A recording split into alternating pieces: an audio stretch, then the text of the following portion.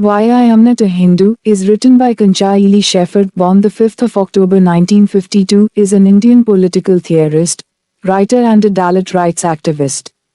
He writes in both English and Telugu languages. His main domain of study and activism is the annihilation of caste. In this manifesto for the downtrodden, the author examines the socio-economic and cultural differences between the Dalit Bahujans, the majority, the so-called low castes and other Hindus in the contexts of childhood, family life, market relations, power relations, gods and goddesses, death and, not least, Hindutva ideology of the Hindu right. A thought-provoking and passionate critique of Hinduism and Hindu culture from a Dalit perspective. According to the author, the Hindu Brahminical culture and Dalit Bahujan culture are not only different but antithetical to each other, hence claiming that the Dalit Bahujans are not Hindus. He further goes on to argue that while the Hindu Brahminical culture is fundamentally inegalitarian and inhumane, the Dalit Bahujan culture is an egalitarian one. And that for a humane and egalitarian society we must Dalitize our society and resist Hinduization.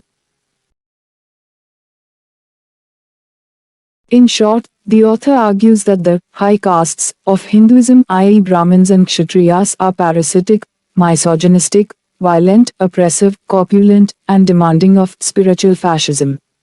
On the other hand, the Dalit Bahujans are painted as productive, egalitarian, democratic, creative, less materialistic, and capable of creating a sustainable path toward a healthy India of the future. I don't know whether I came away with a much better insight into the truth of the situation, but as a social scientist I learned that what is true is often not so important as what is believed to be true. The latter can have huge impacts regardless of its objective truth. I say this because the author does make a lot of gratuitous assertions, unsupported statements, and these are particularly difficult to process when they address the motives of high caste people. He also sometimes whitewashes the sins of other religions to make the argument that Hindus are the worst, most unreasonable of all religions.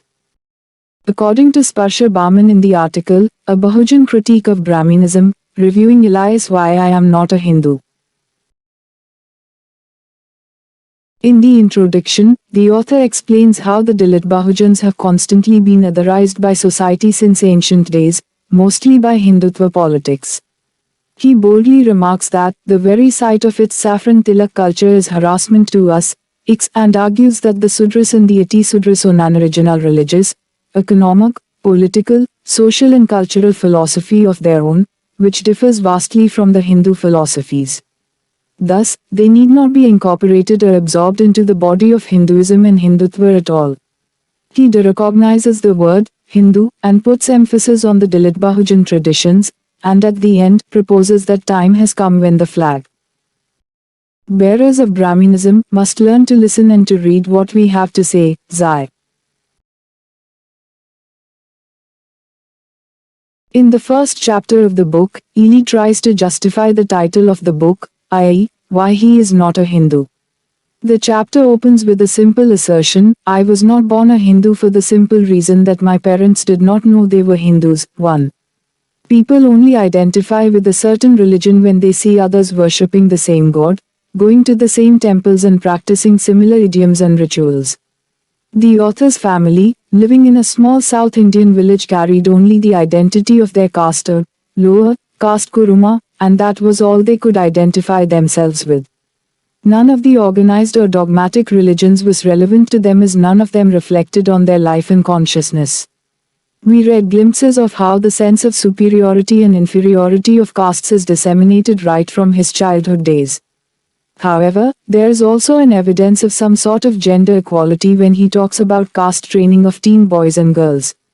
Since education was kept out of the equation, the equality of both the sexes involved the domains of physical labor, agricultural and domestic, that would keep the wheel of their life rolling. Ilaiah then analyzes the various social aspects of the Dalit Bahujan livelihood, beginning with marriage. He observes that marriage in their culture is a human and worldly affair, designated to perform the human functions of production and procreation. 20. Juxtaposed to this is the Hindu understanding of the institution of marriage as a divinely solicited union, divorced from productive activity. 20. Ilaiah criticizes the omnipotence of Hindu gods and calls the idea of Hindu god a stud bull in a quiet dismissive sense. The Hindu ideology, that associates every aspect of life with divine grace and providence, is completely nonsense for him. For a Dalit Bahujan, daily chores, like cooking, is an absolutely mundane activity, just for the purpose of feeding the members of the family, having nothing to do with gods, unlike the Hindu households where the food cooked is also accredited to the grace of God.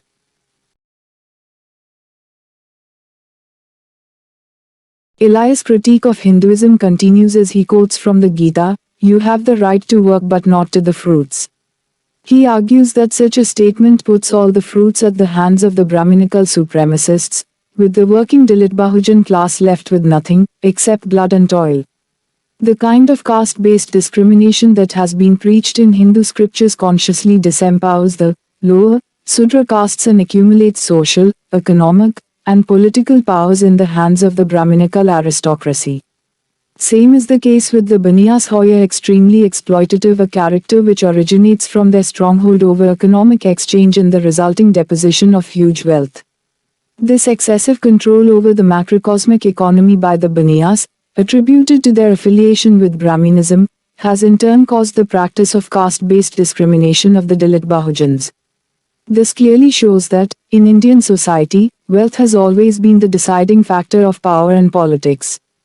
The Baniyas in their space, and the Hindus in the nation, practice the same maneuvers to preserve their social seat of power, as well as to ensure that the Dalit Bahujans do not organize and rise up uniformly to claim socio-political and economic equality.